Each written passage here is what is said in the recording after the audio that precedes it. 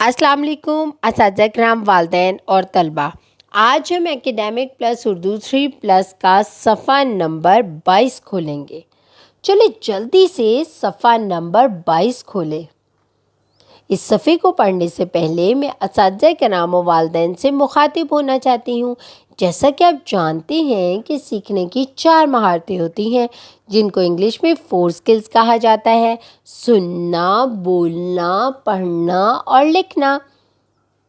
اور اس صفحے کو پڑھنے کے بعد آپ کے بچے میں جو مہارتیں پیدا ہوں گی وہ 3 ہیں: سننا، بولنا اور پڑھنا، اور یہ بلوم ٹیکزانومی کا پہلا درجہ ہے، یاد رکھنا۔ چلیں بچوں، جلدی سے صفحہ نمبر 22 کھولیں اور دیکھتے ہیں کہ وہاں پر پہلی تصویر کون سی ہے۔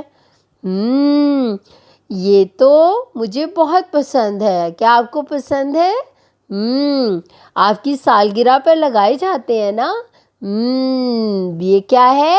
یہ تو غبارہ ہے۔ مجھے بہت پسند ہے۔ میں تو یہ غبارہ پھلاتی ہوں اور اس پہ دھاگا باندھتی ہوں اور اس کو لیتی ہوں اور لے کے پھرتی ہوں۔ مجھے بہت پسند ہے۔ کیا آپ کو پسند ہے؟ اور غبارے کے نام کا پہلا حرف کس سے شروع ہوتا ہے؟ غین سے۔ اور غین کی آواز کیا ہے؟ غ غ غ۔ سب مل کر میرے ساتھ بولیں: غ غ غ، غبارہ۔ اب ہم دیکھتے ہیں بچوں کہ غبارے کا نام کتنے حروف سے مل کر بنا ہے۔ سب سے پہلے غین، پھر بے، پھر الف، پھر رے اور پھر گول ہے۔ غبارے کا نام 5 حروف سے مل کر بنا ہے۔ بچوں، اب ہم نے غبارے کے بارے میں تو جان لیا۔ آپ کو پتہ ہے یہ مختلف رنگوں میں ہوتے ہیں۔ یہاں پر کون سے رنگ میں ہے؟ نیلے رنگ میں ہے۔ یہ پیلا بھی ہوتا ہے، یہ لال بھی ہوتا ہے، یہ مختلف رنگوں کا ہوتا ہے۔ چلیں بچوں، اب ہم نے یہ تو دیکھ لیا کہ غبارے کا نام کتنے حروف سے مل کر بنتا ہے، اور غبارے کے نام کا پہلا حرف کون سا ہے؟ غین۔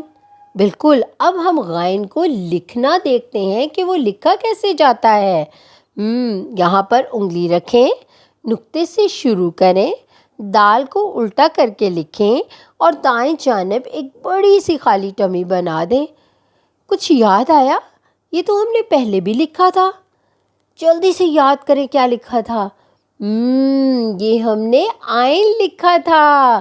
یہ تو آئین لکھا گیا، پر غبارے کا نام تو غین سے شروع ہوتا ہے، تو ہمیں تو غین چاہیے تھا۔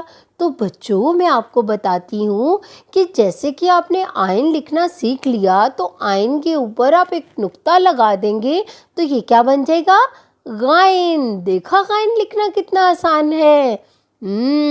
اب ہم غین کی آدھی شکل دیکھتے ہیں کیسے لکھتے ہیں۔